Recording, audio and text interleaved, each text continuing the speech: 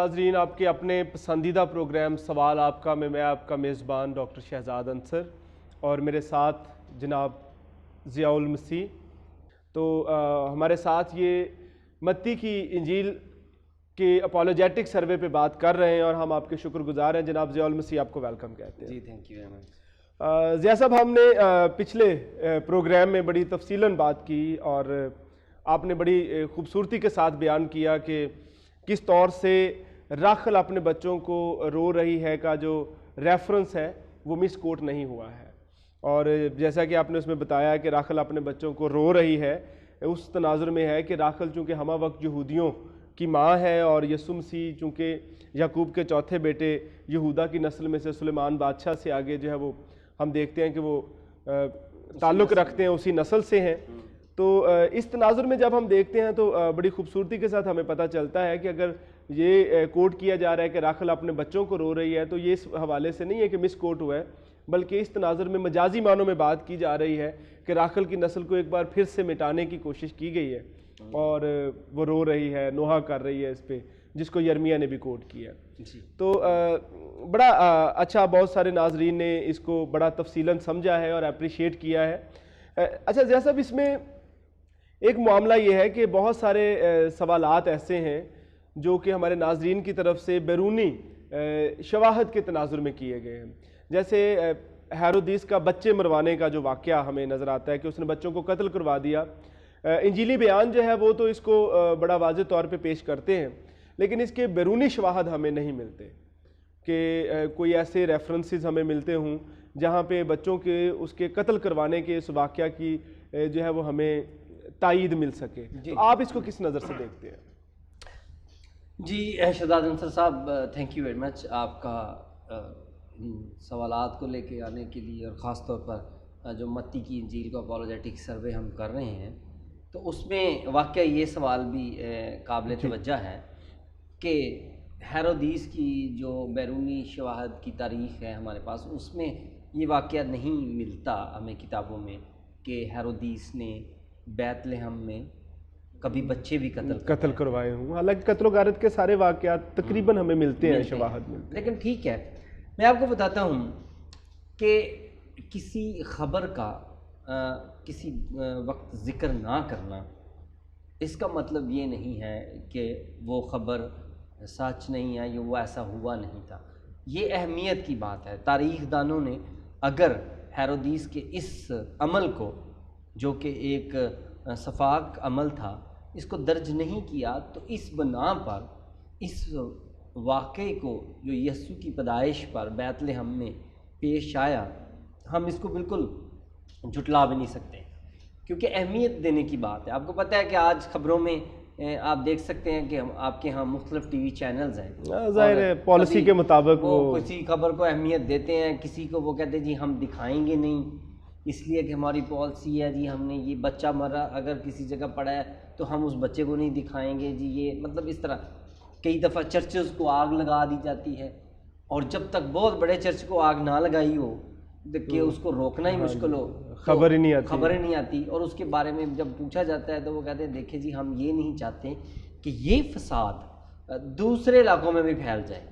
تو اس طرح کی وہ اپنی پالیسیز بیان کر کے تو ہمیں بتاتے ہیں کہ جی اس وجہ سے ہم اخباروں میں بھی بعض خبر جو ہے وہ کسی ایک اخبار نے 4 کالم کی لگائی ہوتی ہے، جی بالکل، تو دوسرے اخبار نے جو ہے وہ 1 کالم کا چھوٹا سا ڈبہ لگایا ہوتا ہے. ٹھیک ہے، لیکن دراصل میں آپ کو بتانا چاہتا ہوں کہ ہیرودیس کا جو ظلم تھا وہ بہت زیادہ تھا. یعنی کہ تاریخ بڑی پڑی ہے کہ وہ اس نے جس طرح سے ظلم کیا، اس لحاظ سے یہ تھوڑے سے بچوں کو مروانا ایک چھوٹی سی بات تھی. لہٰذا جہاں پر جس ملک میں روزانہ آپ سنتے ہو کہ بم بلاسٹ ہو رہے ہیں اور آپ سنتے رہیں تو بعد میں آپ امیون ہو جاتے ہیں. بعد میں کوئی بم چلے بھی تو آپ کہتے ہیں اچھا چلا ہوگا، آپ اس پہ توجہ نہیں کرتے. بلکہ اور یہ آپ کے اپنے ملک کا بھی یہی حال ہے. نارملی بات ہے. پچھلے دنوں بلکہ سوشل میڈیا پہ کسی نے امن کی ڈیفینیشن یہ دی ہوئی تھی کہ 2 دھماکوں کا درمیانی وقفہ جو ہے وہ امن کہلاتا ہے. تو یہ ایک ٹھیک کہہ رہے ہیں آپ، توجہ مطلب نہیں رہتی اس پہ رہتی نہیں. میں آپ کو بتاؤں ہیرودیس کی تھوڑی سی اگر آپ تاریخ دیکھیں تو ہیرودیس نے سب سے پہلے، چونکہ اس نے یہ جو تخت تھا یہ یہودیوں کے ہاشمونی جو خاندان تھا جی بالکل اس سے اس کو حاصل کیا تھا، لہٰذا اس نے ہاشمونی خاندان کے ایک ایک کر کے تمام ان افراد کو قتل کروا دیا جو اس قابل تھے کہ کبھی بادشاہ یا اس کی سیٹ پر یا کبھی بغاوت کے لیے سر اٹھا سکیں۔ اور پھر اس کی بیوی جو تھی اس کا نام تھا میرمنی، ایسے کر کے نام ہے، اگر میں پروننسیشن میرامین بھی بعض اوقات اس کو پرناؤنس کیا جاتا ہے، جو بھی ہے، اس کو بھی قتل کروا دیا اس ڈر سے کہ یہ بھی ہاشمونی خاندان کی ہے۔ اور اس بیوی سے اس کے 2 بیٹے بھی تھے، اور ایک کا نام تھا سکندر اور دوسرے کا نام تھا ارسطبوطس۔ یہ دونوں جو تھے یہ بھی ہاشمونی خاندان سے ان کی ماں کے حوالے سے، ظاہر ان کا ننیال اس طرف تھا تو لگاؤ تو تھا۔ پہلے تو بچوں کو اس نے نہیں مروایا، لیکن بعد میں جو اس کی دوسری بیوی کا بڑا بیٹا تھا اس کا نام تھا اینتھپر، تو جو تھا وہ اپنے باپ کو بھڑکانے لگا کہ یہ چونکہ اپنی ماں کا بدلہ لیں گے آپ سے، اور ایک ہاشمونی خاندان کی ان میں خون دوڑ رہا ہے، تو یہ ٹھیک نہیں ہے، کل کو آپ کے لیے خطرناک ہو سکتے ہیں۔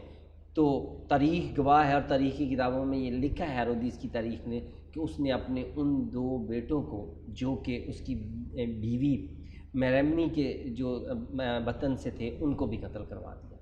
اب جب اس نے ان کو قتل کروا دیا تو اس کا بیٹے نے سوچا کہ اب میرا راستہ صاف ہو گیا، لیکن پھر لوگوں نے اس بیٹے کے متعلق بھی شبہات جو تھے وہ اس کے دل میں ڈال دیے کہ یہ جو بڑا بیٹا ہے یہ بہت زیادہ دلچسپی لے رہا ہے سلطنت کے حکومت، اور یہ ہو سکتا ہے آپ کو ہی قتل کروا دے، اور ممکنہ طور پہ یہ بھی بتایا گیا ہو کہ وہ جو قتل کروائے گئے ہیں اسی چکر میں تک قتل کروا دے اور کچھ اور، لہٰذا اس نے اپنے اس بیٹے کو بھی قتل کروا دیا۔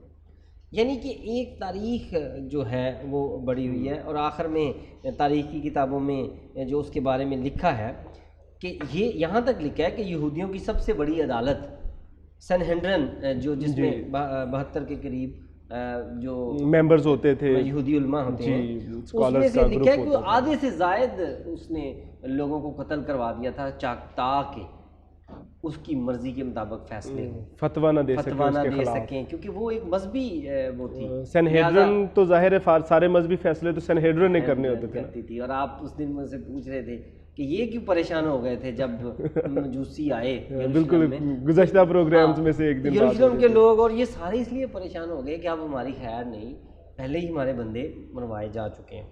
اور میں آپ کو بتاؤں، اور پھر اس نے اپنے 300 باغی افسران کو بھی قتل کروا دیا، یہ بھی تاریخی کتابوں میں لکھا ہے۔ اور آخر میں جب ہیرودیس مرا تو یروشلم کے تمام شرفا کو اس نے جمع کروا لیا، انہیں منگوا لیا، انہیں کہا کہ سب پہنچے کیونکہ بادشاہ بہت سخت بیمار ہے، اور ہیرودیس جو اس وقت کا وہاں کا یہودیوں کا بادشاہ اس کا لقب تھا۔ تو جب پوچھا گیا کہ انہیں کیوں بلوایا گیا ہے تو اس نے اپنے جو سپہ سالار تھا اسے کہا کہ جب میں مروں تو ان سب کو بھی قتل کر دیا جائے، شاہی فرمان جاری کر۔ اس نے جب پوچھا کہ اس لیے کہ میں چاہتا ہوں کہ میرے مرنے پر پورے علاقے میں رویا جائے، واویلا ہو، نوحہ گری ہو۔ اب دیکھیں اس آپ کو اس بندے سے آپ کا واسطہ پڑا ہے، اور آپ اس کے متعلق پوچھ رہے ہیں کہ جب اس نے بیت لحم جو کہ ایک چھوٹا سا اس وقت کا قصبہ تھا، اور چھوٹا سا ابھی بھی بتایا جاتا ہے کہ وہاں پر 10,000 نفوس، 10,000 سے تقریباً 10,000 کامے سے، تو اتنے سے ہیں وہاں پر۔ تو وہاں پر جب اس دور میں جب اتنے لوگ بھی نہیں تھے تو بچوں کو قتل کروایا گیا تو وہ کتنے ہوں گے؟ تو میں آپ کو بتاؤں، کمنٹیٹرز جو ہیں ہمارے، ناون ٹیسٹومنٹم جو ہے اس میں لکھا ہے کہ 12 بچے تھے، اور اگر آپ تفسیر الکتاب متی اور مرکز کی کے متعلق جو لکھی گئی ہے ولیم میک ڈونلڈ صاحب نے، MIK نے جو شائع کی ہے، تو اس میں لکھا ہے کہ تقریباً 26 بچے تھے۔ اور دور حاضر کے لیے متی کا پیغام جو مائیکل گرین کی لکھی ہوئی ہے اس میں لکھا ہے کہ تقریباً 30، اور ولیم بارکلے جو کہ ہمارے بہت کافی بڑا نام ہے اسکالرشپ کے حوالے سے، انہوں نے بھی لکھا ہے کہ 30 یا 20 بچے تھے۔ اب دیکھیں کہ اس وقت 30-20 بچوں کو جب جو 2 سال یا 2 سال سے کم تھے ان کو قتل کروا دیا گیا، تو تاریخ میں اس دن کی خبروں میں کوئی جنبش نہیں آئی، کیونکہ وہ تو اس سے بھی زیادہ لوگوں کو ہلاک کرنے کا خبریں تھیں اس کی، اور یہ خبر اہمیت نہیں پا سکی. اور سم ٹائمز تاریخ لکھی جاتی ہے اور بعض اوقات لکھوائی بھی جاتی ہے. ہم دیکھے ہیں اے کے عزیز نے وہ مرڈر آف ہسٹری میں بہت ساری باتیں سب کانٹیننٹ کی ہسٹری کی جو ہمیں کتابوں میں نہیں ملتی، بعد میں اس نے ان میں لکھی اور اس پہ بڑے واویلے بھی ہوئے اور ان کو پھر ایکسیپٹ بھی کیا گیا. لیکن نہیں، میرا مدعا یہاں پر یہی ہے کہ چونکہ وہاں پر بچے اتنے تھے نہیں، ایک تو وہ چھوٹا علاقہ تھا اور وہاں پر کم لوگ آباد تھے، اور پھر وہاں پر آپ کو میں نے بتا دیا کہ کمنٹیٹرز کے مطابق کسی کا خیال 12 سے لے کر 30 سے آگے کوئی نہیں گیا، تقریباً 25-30 کے 25-30 بچوں کو اس دن قتل کروایا گیا بادشاہ کے حکم سے، تاکہ یسوع المسیح موعود مسیح جو ہے وہ بھی ان میں قتل ہو جائے. تو اس دن کی خبروں میں یا تاریخ کی کتابوں میں اس کو اہمیت نہیں دی گئی، کیونکہ وہ اس سے بھی بڑے بڑے ظلم کر چکا تھا. ان کے لیے وہ بڑی خبریں تھیں جو اس کی زیادہ ڈسٹرکشن، اور ممکنہ طور پہ یہ بھی شاہی فرمان کا حصہ ہو جسے ڈاکیومنٹ نہیں کیا گیا کہ جب بچے مروائے جائیں تو تاکید کی گئی ہو کہ گورنمنٹ کے خلاف نہ بولا جائے، اور یہ وہ تو پہلے ہی اس طرح کی، اگر کسی تاریخ دان نے نہیں بھی لکھا تو میں یہی سمجھتا ہوں کہ یہ اس غیر اہم سمجھ کے چھوڑ دیا گیا ہے. ایک غیر اہم خبر تھی اس بندے کے لیے جو بہت ظلم کر چکا. تو مطلب اس کا یہ نہیں ہے کہ ہم اس پہ شک کریں کہ جناب نہیں، یہ بڑی بات جو ہے وہ دلیل پہ مبنی ہے کہ ظاہر ہے اب ایک چیز پالیسی کے مطابق بعض اوقات نہیں ہے، تو آپ اگر اس کو آن ایئر نہیں کر رہے یا منظر عام پہ نہیں لا رہے تو اس کا مطلب یہ نہیں ہے کہ ہوئی نہیں ہے یا واقعہ رونما نہیں ہوا، بلکہ یہ اس کا ایک حصہ ہو سکتا ہے. جی ضیاء صاحب، یہ جب ہم مختلف واقعات پیدائش کے تناظر میں دیکھتے ہیں تو قارئین جو ہے جب مطالعہ کرتے کرتے سم اور ادرس ایک خاص نتیجے پہ پہنچتے ہیں جو کہ ہمارے ناظرین کی طرف سے بھیجے گئے سوالات پہ مبنی ہے. اور سوال یہ ہے کہ متی اور لوکا رسول نے مسیح کی پیدائش سے جڑے واقعات کو جب بیان کیا ہے تو وہ دونوں ہمیں ان کے جو سفر ہے، خاص طور پہ مقدسہ مریم اور مقدس یوسف کا جو سفر ہے، اس میں تضادات کا شکار دکھائی دیتے ہیں. جیسے پہلے ناصرت سے بیت لحم تک، اور پھر بیت لحم سے ہیکل سلیمانی تک، اور پھر ہم دیکھتے ہیں کہ ہیکل سلیمانی سے مصر، اینڈ دین پھر مصر سے دوبارہ یروشلم کے گرد و نواح میں آنا، اور پھر ناصرت میں سیٹلڈ ہونا. تو یہ پورے کا پورا تسلسل جو واقعات کا جب ہم دیکھتے ہیں تو اس میں ہمیں چند ایک چیزیں جو ہیں وہ تھوڑا کنفیوژنل نظر آتی ہیں، جنہیں بعض ناقدین تضاد کا نام بھی دیتے ہیں. آپ اس کو کس نقطہ نظر سے دیکھتے ہیں؟ ذرا دیکھتے ہیں. لوکا رسول کی انجیلی بیان میں سے 2 باب اس کی 15 آیت ہمیں بتاتی ہے کہ چرواہوں نے یسوع کی زیارت جو تھی وہ چرنی میں کی. یہ اسی رات کا واقعہ ہے. اور پھر لوکا 2 باب اس کی 21 آیت بیان کرتی ہے کہ 8 دن بعد ختنہ ہوا اور نام یسوع رکھا گیا، یعنی 8 دن ہو گئے، ایک ہفتے کا ہو گیا مسیح. اور پھر لوکا 2 باب اس کی 22 آیت کے مطابق پھر جب موسیٰ کی شریعت کے موافق ان کے پاک ہونے کے دن پورے ہو گئے تو یروشلم میں وہ ہیکل میں آئے. تو یہ 8 اور تقریباً جو ہے وہ 33 کے قریب، یہ ٹوٹل 41 دن بنتے ہیں. اور پھر 2 باب اس کی 39 آیت کے مطابق شریعت کے مطابق جب سب کچھ کر چکے تو گلیل میں اپنے شہر ناصرت کو پھر گئے. تو یہ تقریباً وہی 41 دن یعنی 1.25 مہینے کے بعد کا ایک جو ہے وہ ہمیں پروسیس نظر آتا ہے. پھر ہمیں لوکا 2 باب اس کی 41 آیت میں پتہ چلتا ہے جب وہ 12 برس کا ہوا تو عید کے موقع پہ جو ہے وہ دستور کے موافق جو ہے وہ یروشلم میں آئے ہیں. اس وقت تک مسیح جو ہے وہ 12 سال کا ہو گیا. متی رسول جو ہے جب ان واقعات کو بیان کرتا ہے تو متی 2 باب اس کی 11 آیت کے مطابق جو ہے وہ مجوسیوں نے اس گھر میں پہنچ کر بچے کو سجدہ کیا، اور تحقیق کے مطابق پتہ چلتا ہے کہ یسوع مسیح اس وقت تک 2 سال کے ہو چکے تھے. اور متی 2 باب اس کی 14 آیت بیان کرتی ہے، یعنی اسی رات جس رات مجوسیوں نے سجدہ کیا، یوسف کو بشارت ہوئی اور اس کی ماں کو اور بچے کو لے کر مصر جانے کی ہدایت کی گئی. تو یہ اسی رات واقعہ پیش آیا تقریباً جب مسیح 2 سال کے تھے. یہاں سے جب وہ مصر جا رہے ہیں تو آپ نے بڑی اس پہ مدلل پچھلے پروگرامز میں بات بھی کی، اور آپ نے اس کو ثابت بھی کیا، اور اس پہ ہم دیکھتے ہیں کہ پھر شواہد بھی ملتے ہیں کہ مسیح واقعی مصر میں رہے بھی. اور پھر متی 2 باب اس کی 20 آیت بیان کرتی کہ اٹھ بچے اور اس کی ماں کو لے کر اسرائیل کے ملک چلا جا. عارضی قیام کی بات کی گئی ہے وہاں پہ. اور پھر متی 2 باب اس کی 22 آیت کہ خواب میں ہدایت پا کر گلیل کو روانہ ہو گیا اور ناصرت نام ایک شہر میں جا بسا. یہاں پہ ہمیں جو ایک پورے کا پورا سرکل ہے اس میں بہرحال سوال تو ہے، آپ کی اسماعیل جو ہے وہ بتا رہی ہے جیسے سوال نہیں ہے، لیکن سوال تو ہے نا. اور یہ کنفیوژن بھی جو ہے وہ کریٹ ہوتی ہے یہاں پہ کہ جب وہ 12 برس کے کچھ واقعات کی بات جب ہم دیکھتے ہیں تو متی رسول اس کو کوٹ نہیں کر رہا، لوکا کر رہا ہے. اور اس طرح کے جو واقعات کے بیان کرنے میں، بیانیے میں ہمیں دونوں رسول جو ہے وہ تضاد کا شکار نظر آتے ہیں. آپ کی اس کے بارے میں کیا رائے؟ جی شہزاد انصر صاحب، بے شک یہ سوال ہے، اور میں اس لیے نہیں مسکرا رہا کہ یہ سوال نہیں ہے، لیکن مجھے خوشی اس بات کی ہے کہ جو بھی دلچسپی لے گا بائبل کو سمجھنے کے لیے، اس کے سامنے اگر کوئی سوال آتا ہے تو ہم اسے ضرور جواب دیں گے. اس سے ہمیں اس کی دلچسپی کا بھی پتہ چلتا ہے کہ اس نے دلچسپی لی ہے اس بات میں، اور باقی کس طرح سے بات ہے اور ہم اس کو کس تناظر سے دیکھتے ہیں. بعض دفعہ آپ کو کسی کی کوئی بھی بات جو ہے وہ آپ کے لیے اگر سمجھ میں نہ آئے تو آپ کے لیے وہ سوال ہے.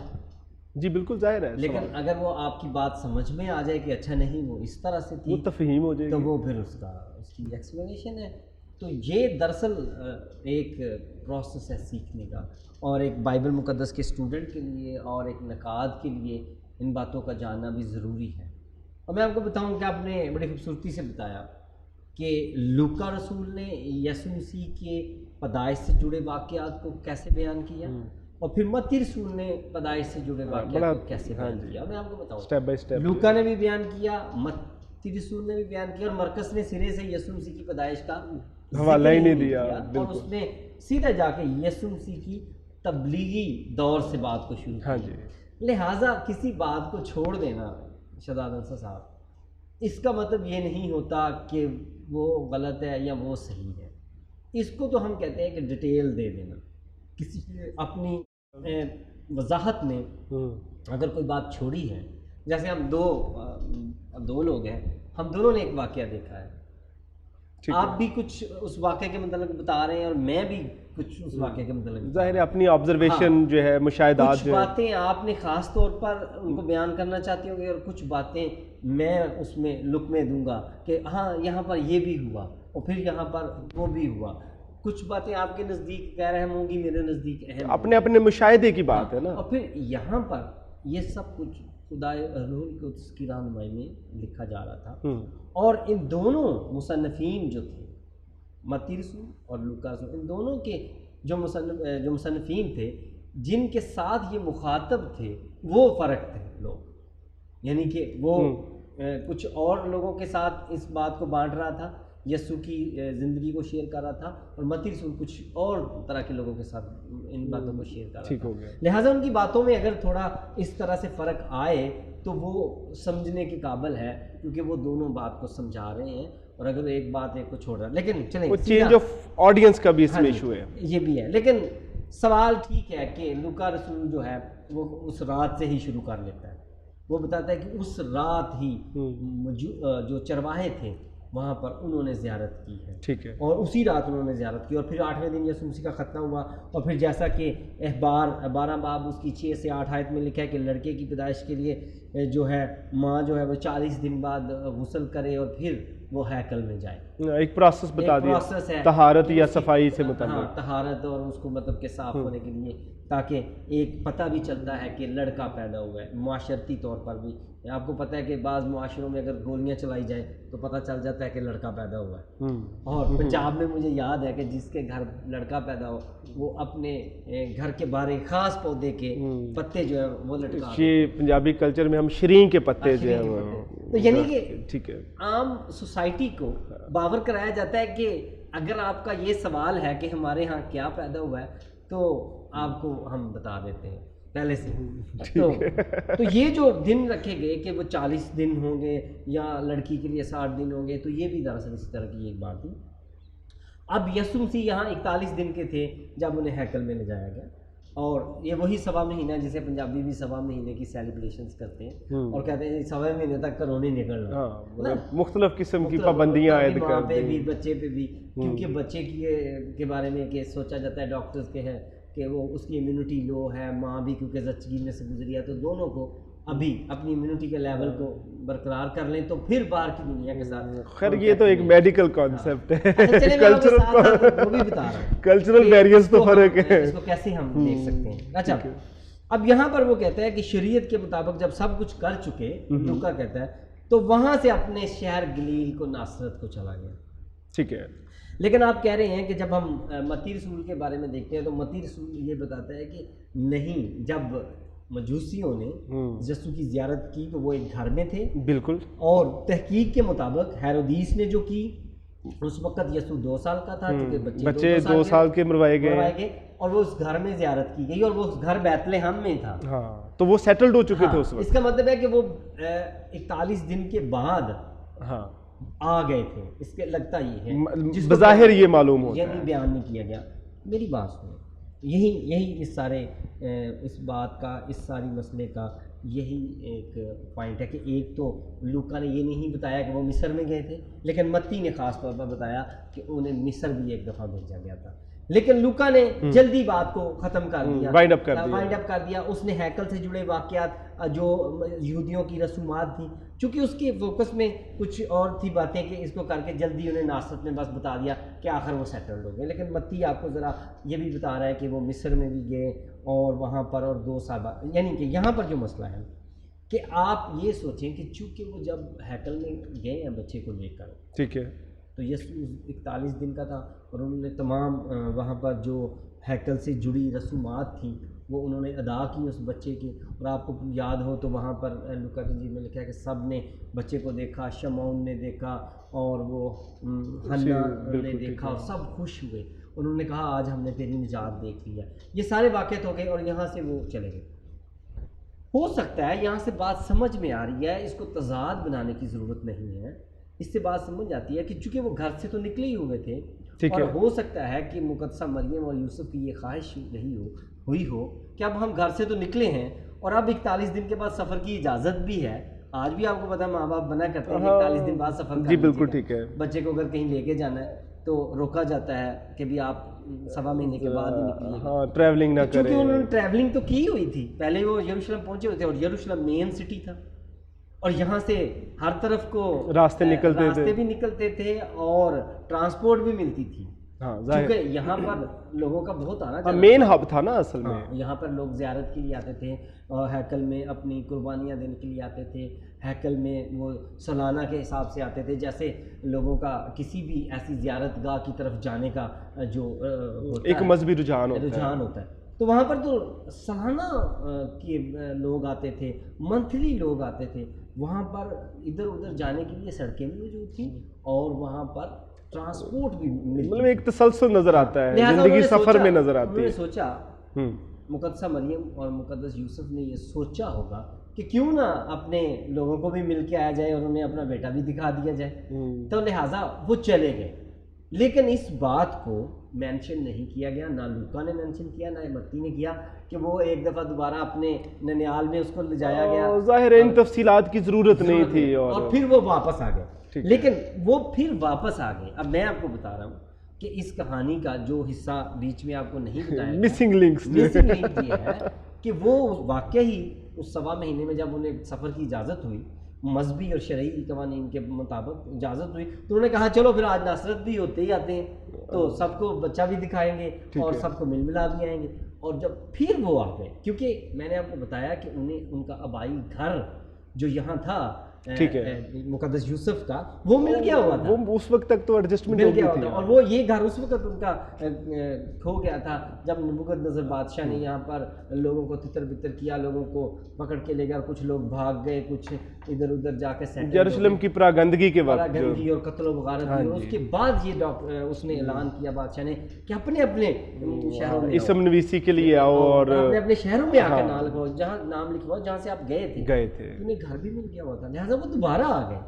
اور یسوع جب 2 سال کا تھا تو تب مجوسی سفر کرتے ہوئے وہاں پر پہنچے اور انہوں نے اس رات زیارت کی ہے. اور اگلی کہانی پھر متی نے بیان کی ہے. اس نے بتایا کہ بھئی پھر کیا ہوا کہ زیارت کی اور اس رات زیارت کی اور انہوں نے اپنے تحفے تحائف دیے، لیکن چونکہ ہیرودیس بادشاہ بچے کو قتل کروانا چاہتا تھا، لہٰذا انہوں نے کہا مصر میں چلے جاؤ. اور پھر وہ مصر میں چلے گئے اور مصر سے وہاں دوبارہ آئے. اور جب دوبارہ آئے تو انہوں نے پتہ چلا کہ ابھی تک اس کا بیٹا یہاں پر ہے، تو فرشتہ نے انہیں ہدایت کی کہ ناصرت میں جا کر سیٹلڈ ہو جائے. تو آخری جو منزل ہے وہ دونوں طرف آپ کو ناصرت ہی نظر آتی ہے کہ ناصرت میں جا کر وہ سیٹلڈ ہو گئے. اور جو تھوڑا سا مسنگ لنک ہے جسے نہیں بیان کیا گیا وہ چونکہ اتنا اہم نہیں تھا، لیکن اس کہانی میں ہمیں پتہ نہیں، لیکن آپ نے بڑا اچھے طریقے سے برج کر دیا اس کو.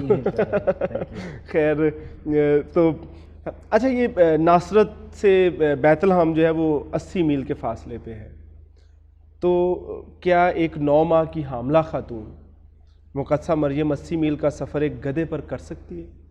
آپ تو میڈیکل کے شعبے سے بھی ہے، تو آپ اس بات کو سمجھتے ہیں کہ آخری مہینے میں اور اتنا لمبا سفر اور ایک گدھے پہ؟ جی بات سمجھ میں نہیں آ رہی. پہلی بات تو ڈاکٹر شہزاد انصر صاحب، میں آپ کو گوش گزار کرنا چاہتا ہوں کہ یہ جو گدھے پہ سفر کرنے کی بات ہے یہ ہمیں انجیل اربع میں کہیں نہیں ملتی. یہ اخذ کی گئی ہوئی بات ہے، اور خاص طور پر جب جیزس مووی جو تھا اسے بنایا گیا تو اس میں چونکہ دکھایا گیا ٹیبلوز میں بھی تو اس میں اس سے لے لی گئی. لیکن میں آپ کو بتاؤں کہ ایسا جو ہے وہ اس طرح سے ممکن ہے کہ جو ناصرت تھا اس کے نزدیک انٹرنیشنل سٹی سائپرس تھا. ٹھیک ہے. اور یہ ایک انٹرنیشنل شہر تھا اس وقت کا. لوگ ناصرت سے مزدوری کرنے سائپرس جاتے تھے. اور سائپرس اور پھر یروشلم بھی انٹرنیشنل سٹی تھا، اور یہاں پر بھی لوگ سالانہ، میں نے آپ کو بتایا، عیدیں گزارنے، زیارت کرنے آتے تھے. اور ان دونوں انٹرنیشنل سٹیز کے درمیان اچھی سڑکیں تھیں، اچھے روڈ تھے. اور میں آپ کو بتاؤں، جان فاسٹر ایک جگہ لکھتے ہیں کہ رومن جو تھے انہوں نے 1,70,000 میٹر لمبی سڑکیں بنائیں، کلومیٹر. ہاں جی. اور پھر یوسفس بھی لکھتا ہے کہ سلیمان بادشاہ نے آتش فشاں سے کا جو کالا پتھر تھا نکلنے والے لاوے جو تھی ہیکل تک جانے والی سڑکیں جو تھیں وہ بنوائی تھیں تاکہ زائرین جو آ رہے ہیں ان کو. لہذا اس کے درمیان ایک اچھی سڑک موجود تھی، اور لوگ جو تھے وہ اکثر آتے تھے. اور میں سمجھتا ہوں کہ وہ ضرور کسی قافلے کے ساتھ آئے اور کسی رتھ پر آئے ہوں گے، انہوں نے اس کا کرایہ دیا ہوگا. انہیں ضرورت نہیں تھی کہ وہ اتنا لمبا سفر گدھے پر کرنے کی ٹھان لیتے. یقیناً چونکہ روڈ بھی، میں نے آپ کو بتایا کہ روڈ بھی ٹھیک تھے درمیان میں، وہاں سے وہاں تک آنے کے لیے لوگوں کا روٹین کا بھی کام تھا. اور پھر دو انٹرنیشنل سٹیز کے درمیان میں تھے دونوں، یعنی کہ یروشلم کے نزدیک بیت الحم تھا اور ناصرت سائپرس کے نزدیک ناصرت تھا. تو دو آپس میں یہ لنک تھے. لہٰذا وہاں پر یروشلم ایک بڑا شہر تھا، انٹرنیشنل سٹی تھا اس وقت بھی، تو وہاں پر آنے کے لیے سڑکیں تھیں. اور وہ یقیناً میں سمجھتا ہوں کہ انہوں نے گدھے پر سفر نہیں کیا، بلکہ انہوں نے کسی رتھ پر اور کسی قافلے کے ساتھ سفر کیا ہوگا، یعنی یا ٹرانسپورٹ، روٹین کی ٹرانسپورٹ یوز کی ہوگی جو اس وقت کی. اور اس وقت تک رتھ موجود تھے اور ٹرانسپورٹ کے لیے لوگ استعمال کرتے تھے، لہٰذا انہوں نے ضرور جو ہے وہ اس سے جو ہے وہاں تک اس کا سفر کیا ہوگا. جی ناظرین، اس کے ساتھ ہی ہمارے پروگرام کا وقت ختم ہوتا ہے.